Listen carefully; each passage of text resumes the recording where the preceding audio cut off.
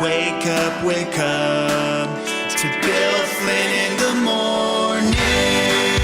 Good morning. It's the Love Your Lawn Hour. Yes, it is. And our buddies at GrowinGreen are going to help us through this segment. I thought about you yesterday. Really? Tommy Cowett is with us. Hello, folks. One of the managers at GrowinGreen and a agronomist with a master's degree from North Carolina State University about all the things. But as important as that master's degree is for you, and I know you use it every day, but this real-life experience, walking the walk and looking at the lawns right now here in 2015, summertime, some rain, or coming up into summertime, some rain, some brown-out areas, some green areas. I mean, you never stop learning in this, do you? Man, one thing I've learned from all this education, all this experience, 30 years in this business, Mother Nature is in charge. You know, it's not us. And all we can do is assist her. You know, that thing about if mama ain't happy, Nobody happy. It applies to Mother Nature, too. It is. If you upset Mother Nature, and we've talked about this on the show, you know, working with her, that's right, which is precisely what the GrowinGreen regimen does, is a lot better of an option than to say, no, Mother Nature, you got this wrong, we're going to beat you up here, which is the approach a lot of, lawn care specialists still seem to take. Man, you cannot fit a square in a round hole. It just doesn't fit. And, well, and there's a penalty to be paid at some point if you try to do that, right? You will. There's folks that are out there struggling. Believe me, I've been there. I have done it. I've tried to force feed the lawn before, and you can't do it. It will die. Or you may get a momentary bump, right? You can. There's no miracle to miracle grow. That's nitrogen, and if you give a plant nitrogen, it's going to grow. That might not necessarily be a healthy thing, though. You have to understand that. And the nitrogen that is derived from nature, naturally by microorganisms, and the decay thereof or the fixation of nitrogen from the atmosphere by microbes, that's the way to feed a plant. Let Mother Nature do it. You know, you can supplement the nitrogen, but don't overdo it. Mm-hmm. And what we do is try to find that balance, our mix, and to apply this natural product to the plants, lawns, trees, shrubs, and we get a natural effect. We have a healthier plant, healthier soil. We're building soil, in other words. And that works. It's a loop between GrowinGreen and the homeowner or the business owner, whatever, you're working on there. And by that, I mean taking the recommendations of GrowinGreen, cutting it 4 inches. I had a conversation just a few days ago with a friend named Todd, and Todd is a 3.5-inch cutter guy. He's or on a 3 the inch, or he's 3 inches. He's on the board. He likes it shorter because he likes to know I've mowed the grass. Sure. And I had the conversation that you and I have had. You know, if you let that grass get a little more stout, get a little thicker, it will tend to push out the things you don't want in the lawn anyway. Absolutely. Is that less than accurate? Did I tell him correctly? Absolutely. It's a weed control. Actually, by mowing higher, he's controlling his weeds. Mm-hmm. And I think we got him to the 4-inch window. Good. Uh-huh. You know, a lot of lawnmower manufacturers don't pay attention to that. Unfortunately, there's some mowers that are hard to get up to 4 inches. That's true. Well, on my mower, for instance, it is the highest setting possible. Me too. And your natural inclination is to go somewhere between the lowest and the highest, which, maybe 3 inches.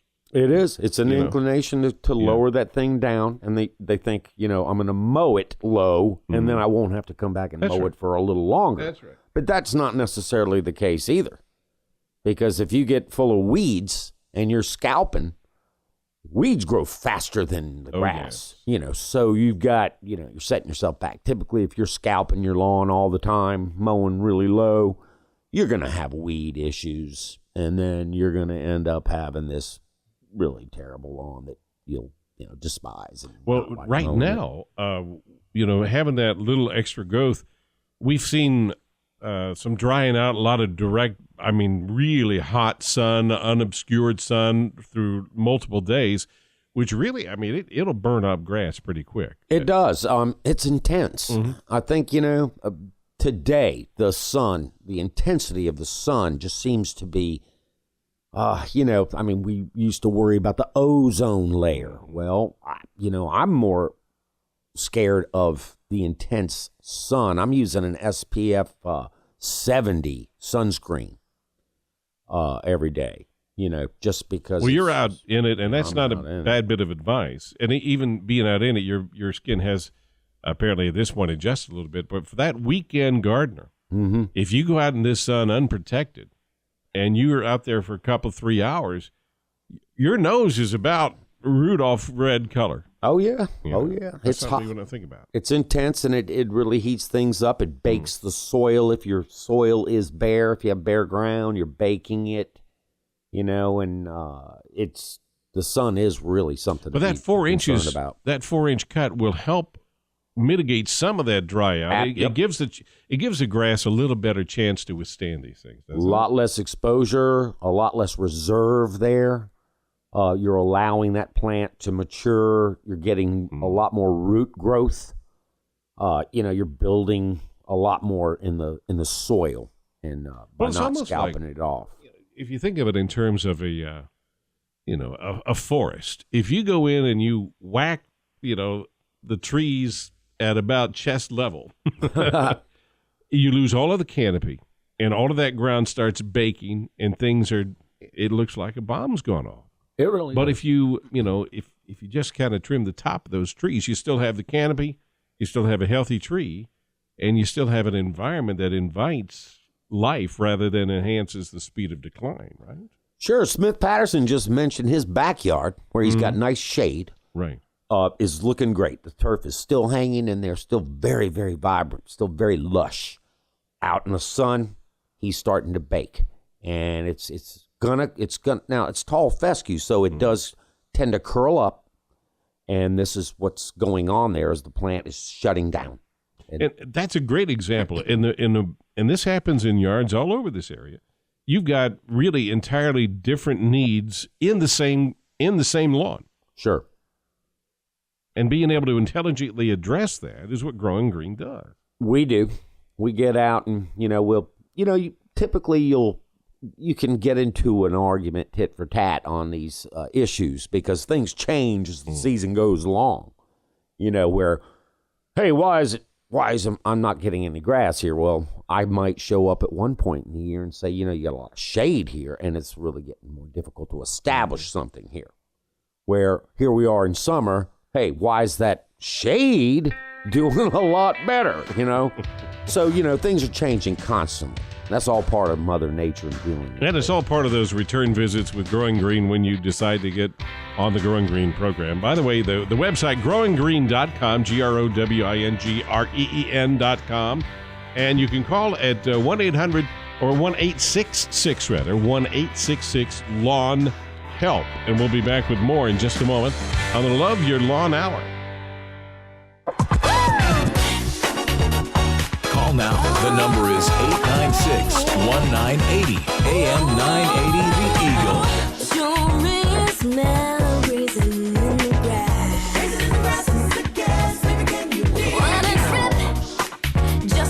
It's the Love Your Lawn Hour this morning. We have with us from GrowinGreen, the agronomist on staff, one of the managers there, Tommy Cowett. Good to see you again, Tommy. Good morning, By the Bill. way, I thought about you. I didn't get to tell you why I thought about you yesterday. As soon as it started raining in our house, I get a text from my wife. Put the fern out in the rain because it's under a little front cove area in the front porch. It doesn't get any rain. But she wanted the real natural rain. And yes, I'm guessing there's no better way than a good soaking rain to really encourage growth, whether it's a fern or your front yard, your backyard, your bushes, your trees, all the above. All the above. And they say that each rain droplet contains millions of bacterial spores. And that's something that's very important. There's some folks that believe that just natural rainfall has enough of the good microorganisms in it that, always provide the plant with what it needs. And it's true. Isn't that something? And there's also something to be said about the way a rain droplet hits the soil. Now you're talking something I've never thought about before. I've heard this, and there's kinetic energy involved in this. There's a lot of, with a rain droplet, there's electrical charges associated with the complexity of a little drop of rain. Yeah. And you're talking electrolytes or electrical charges. You're talking about the angle of impact, the speed of impact, the size of the drop, the bacteria count inside all of this single raindrop. Sure, all in one drop. Wow. And I like to say some of the products that we apply, the humic acids, we apply a lot of humic acid and fulvic acid to the soil, highly negatively charged molecule. This is where we're getting down to the molecular level of lawn care. And I almost like to attribute that or try to compare that to like lightning hitting your lawn. They do say when lightning strikes, like last night, there's a release of nitrogen in the soil to the plant in a natural way. And this has been proven. You will see a natural green up after a lightning storm. It's really interesting. So when we're applying these humates that are highly negatively charged, what happens is those negative charges break bonds in the soil, like say calcium, other anions, where they're bound up with another element that might be positive and negative charge, and you can knock those things apart. And these are the kind of things that soften the soil. It's almost like, the way you're describing it sounds almost like putting a defibrillator on the lawn to restart it. Sure, yeah. Give her a jump start. Electrically. Yeah, electrical charges are very important. They're in our body. Yeah. Like the doctor who was just speaking, this is all part of that. Your body, all the electrical charges in our body, there's electrical charges in the plants as photosynthesis is taking place. There's a lot of different charges that are happening there. There's all kinds of molecular level, situations we're dealing with. Well, these complexities, I think for most people, we don't spend a lot of time thinking about them. But now on the other side of that discussion, we're hitting, looking at our average lawn that's maybe a half acre or, 3/4 of an acre or a third of an acre. A lot of houses are sitting on those size properties. Mm-hmm. Can you imagine, and I know you can, let's say you had 30 acres and it was grass that had all died. And you've got examples of this happening right in our area here. Yes, Bill. It was a cold winter, and I'm thinking there was a very late freeze. March 29th, there was a freeze, and it killed a lot of grass. We've got customers. I've got one friend, superintendent, lost 30 acres of Bermuda grass. Holy moly. So he's sprigging. Is it dead or dormant? Dead. It's not coming back. It's not coming back. So they call GrowinGreen, say, we've got an issue. We got 30 acres of dead Bermuda. Right. What are we going to do? So I'm going to ask you, how do you respond to that emergency call or near emergency call? Well, we have a plan in place. These are athletic fields that we deal with through our athletic field maintenance division. And we have about 20 acres of dead grass that we are personally going to have to deal with. Wow. And we will embark on this. We have a plan in place right after the holiday weekend. We'll be getting out there. Kids are gone. They'll be gone from the schools. Mm-hmm. We'll shut the gates down. We'll lock it down. We'll run the geese off if we can. Good luck with that. That's not an easy. That's the hard part. And then we will begin sprigging and seeding. Sprigging. And maybe we'll be doing some sodding work, All too. Right, tell me, what is sprigging for the non-sprigging initiate? Sprigging is where you harvest sprigs from good, healthy Bermuda grass. And these are little pieces, and it has to be done quickly. It has to be harvested, and it really needs to get planted the very next day. You want to get that planted within about 24 to 48 hours of the time they're harvested. Now, are you taking this from the portions of the field that are healthy? Is that where they're coming from? No, we'll be buying them in bushels from sod farms. I see. And then we'll have that shipped here immediately, and we'll have everything prepped and ready to go. We will work the soil. We will fertilize heavily. We will apply some biosolids, good organic matter to the soil, work that in. Then we will plant the sprigs, and that's could be done either with a machine can do it, but I kind of like to do it just by hand. And that's basically like spreading straw out on the yard or, any other type of material. But it strikes me that the prep of the surface is absolutely key, because you can do everything right, put all this on there. But if you haven't prepared the soil to accept this new growth, you're throwing the money out, right? That's right. We do cultipack that in. We'll be slicing it in with a disc. Wow. Or a cultipacker, and rolls it. It actually will fold some of those sprigs, which are, if you're familiar with the runners on a Bermuda grass, it's pieces of those runners. And they get sliced in. And then over the top of that, we'll apply a compost, lightly, about 1/3 of an inch of a compost, and then water. Water is the most important part. You're doing this coming into the desert heat window of our summers here in North Carolina. So we're going to continue our conversation, take a quick break, and come back with more on how you're going to be successful. This is a challenge. It is a challenge. I mean, it takes probably every ounce of innovation and technique that you have. We'll come back and have more. And if you have a question about your lawn, you can join us for the Love Your Lawn Hour, 896-1980. Call now. The number is 896-1980. AM 980 The Eagle. Good morning. Walking barefoot through a really thick, lush lawn, one of the dreams I know that Tommy Cowett has for people across the AM 980 The Eagle listening area. And with GrowinGreen, it's the Love Your Lawn Hour. Tommy Cowett, one of the managers there. And Tommy, you were talking about this enormous job of these athletic fields or golf courses where you have acres and acres of dead grass of it because of a late frost, because of any number of things that have happened unique this year, and having to go in there.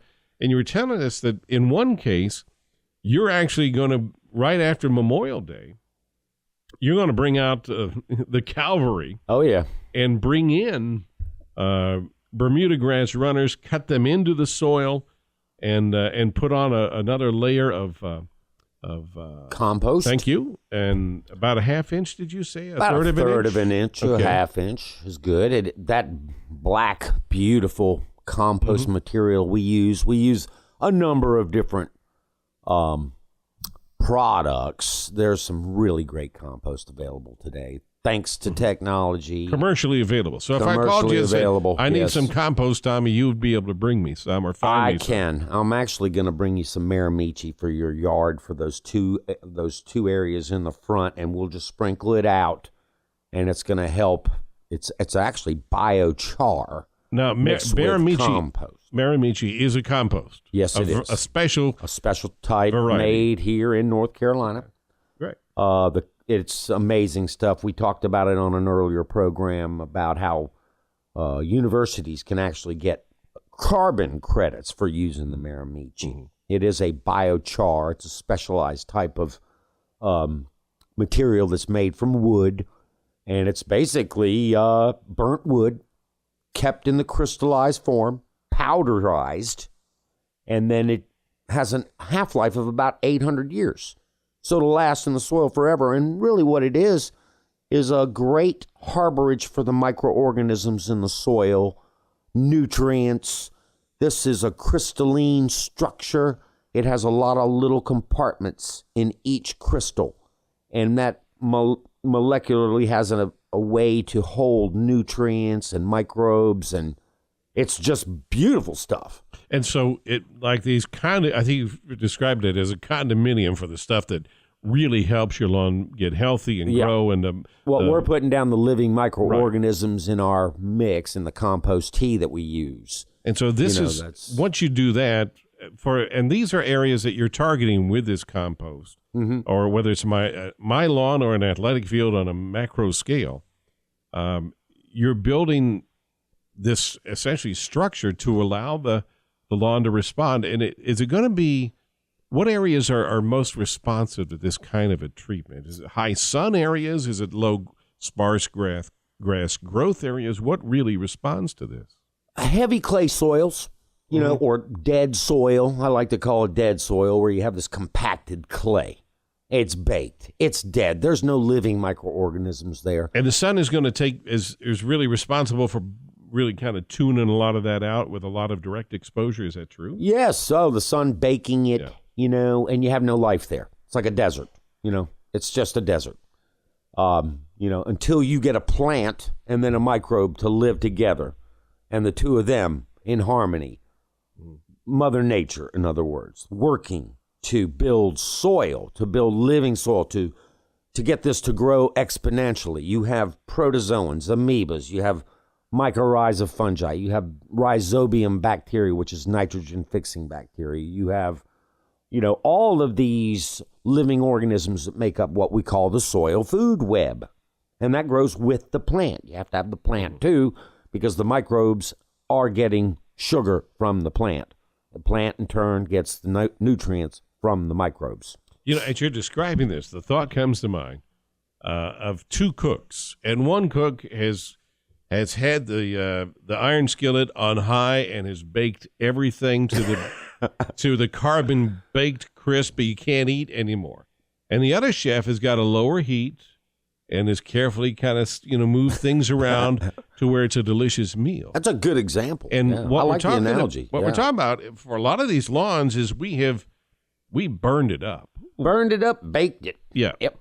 And it's not edible. It's not usable. It's inert at this point, right? Yeah. I mean, we talk about how people scalp their lawn, and then they expose it to a lot more sunlight down into the soil. You don't want to do that. You want to protect that soil. That's where the microbes live. Right. And by raising those mullion heights, of course, we're not doing that. Another thing I want to point out, though, you know how we talk about herbicides? These are herbicide is a pesticide. It's used to kill weeds. Well, that's not necessarily the case anymore. I call them weedicides now. Weedicide. And the way that works is the microbes in the soil actually dictate what can grow in the soil. Now, what a concept that is. Yes, they dictate what weeds will grow. And sometimes weeds can be beneficial to the soil. There are leguminous weeds like Lespedeza and clover that actually, they're nodules. These plants do work with microbes to bring more, sometimes folks call them green manure, where it's a plant that is actually putting nitrogen in the soil. It's bringing something to the party. Bringing something to the soil. And coming to the party and drinking the keg and then moving on. The microbe has allowed that to happen. The microbes will allow crabgrass to come. They need cover. They want to have cover. So they're going to allow crabgrass to grow in multitude if you haven't put down a pre-emergent. And crabgrass can trash your lawn, but at least it's something. At least it's something out there, and that's kind of the way the microbes look at it. Right. But it's true that we're seeing with the compost tea that we use, no one can really explain it yet scientifically, but it does have herbicidal activity. In other words, those microbes that we're putting down will allow or disallow weeds to grow. We decide. They decide what weeds are going to grow there. They decide what plant's going to grow there, and they would prefer to have fescue or Bermuda or the desirable type of what we're putting down. They're going to have a little wider options if you're the microbes deciding this, whereas the homeowner says, okay, you can have, if you want 5, I'll give you 2 out of 5. Sure. Or 3 or 1 out of 5. Fascinating discussion. We'll come back with more. It's the Love Your Lawn Hour. You can tell that Tommy Cowett is so passionate about this.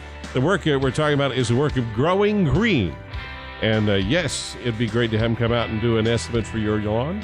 1-866-LAWN-HELP is the number. 1-866-LAWN-HELP. Call now. The number is 896-1980. AM 980 The Eagle.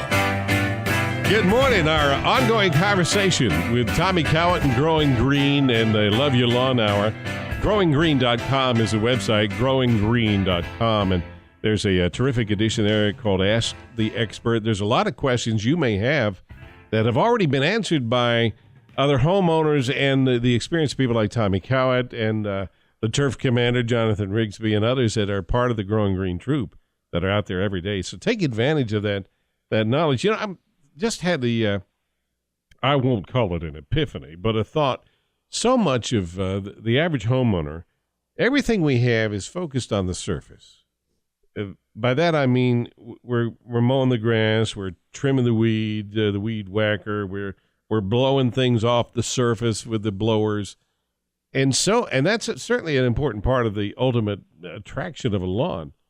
But it's very easy for us not to see the more fundamental part of the soil health that you often talk about, or not even know if there's a soil problem that we have as consumers out here.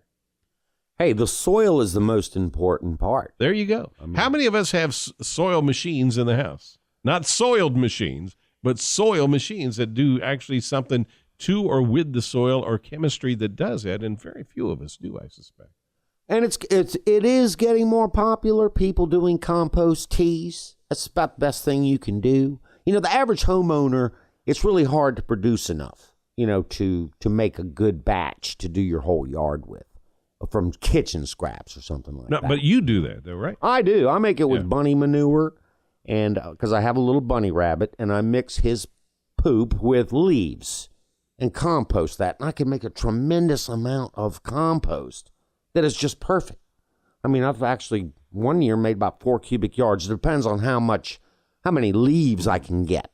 That and year you're talking about when you talk about leaves, you're talking about stuff that's the fall where you're picking it up and you got to put them somewhere. I went out and actually collected leaves off the curbs. You know, I was getting bags of leaves and bringing them home. And the leaf burglar. I was the leaf burglar. Tommy Cowett. You know, I had all my own leaves, and then, you know, mixing it with the bunny manure, and in a mixture of about 20% bunny poop to 80% leaves, and keep it mixed. And it breaks down and makes this great compost. Now, what about actually getting this compost you're recommending, or something similar to it, really getting it into the soil versus just a topical application? Well, the compost tea is one way to do it. You can actually take the compost, it breaks down, and it's like it's gold. I mean, this stuff is so rich. Good compost is so rich that you can actually take that and say put it into a burlap bag and steep that. And a lot of people might even bubble it with, like, say, an aquarium bubbler overnight to aerify that liquid. And you can make a batch, like a 30-gallon batch or a 5-gallon batch in a 5-gallon bucket. And then water the lawn with that, or water your garden, water your plants. You're talking about liquid gold right there. Because it's going to contain all the microorganisms, the protozoans, the amoebas, the bacteria, you know, and it's good to mix, you know, from just get that mixed into the soil. Just get the compost and sprinkle it out on the lawn in the bare areas. We highly recommend that, you know. In the fall when it's seeding season and there's bare areas after the sun of the summer has parched these areas, you know, we recommend that the folks get some compost, number one, black cow manure, whatever you can get, and apply that to the bare areas. And then we come with the machines, aerate and aerate.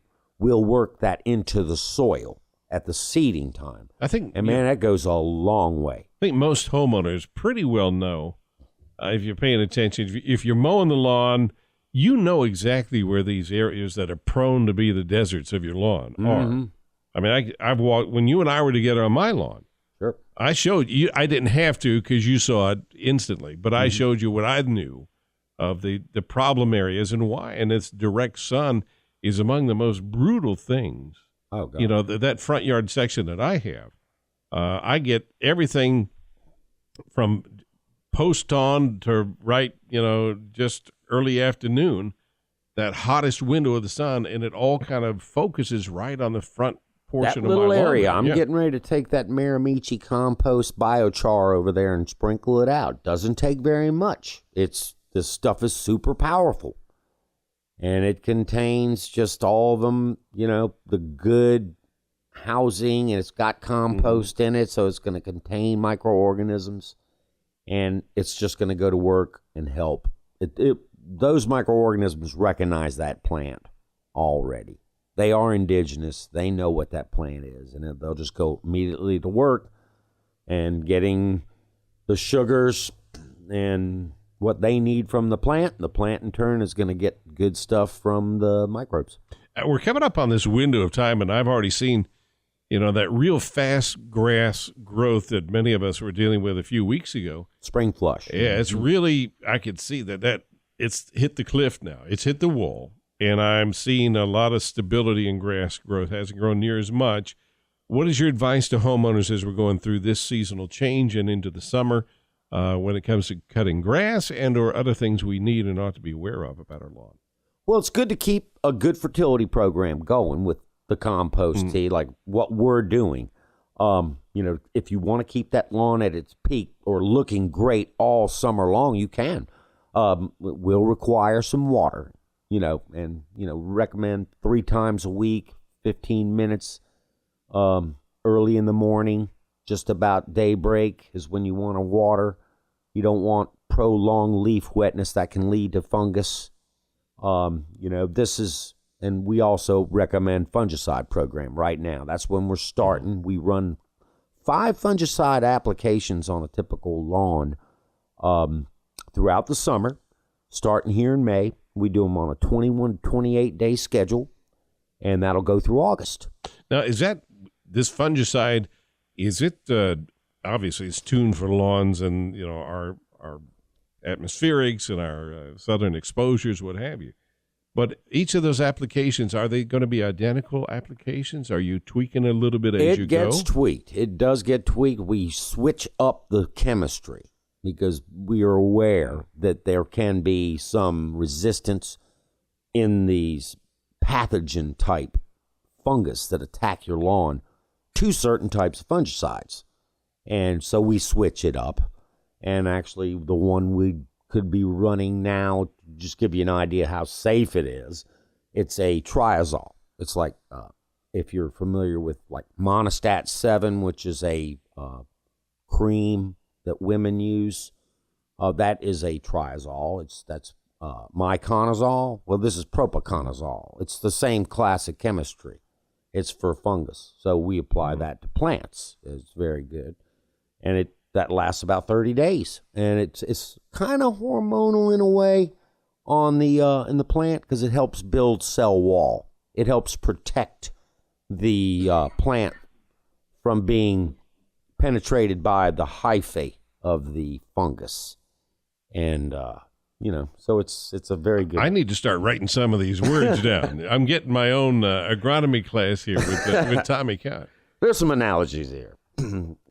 Well, yeah, but the end result is we want, and I know everybody at GrowinGreen, it really comes from understanding the power of helping somebody get the lawn that they're dreaming of, to get the grass where they really want it, and nature's working with them to do that.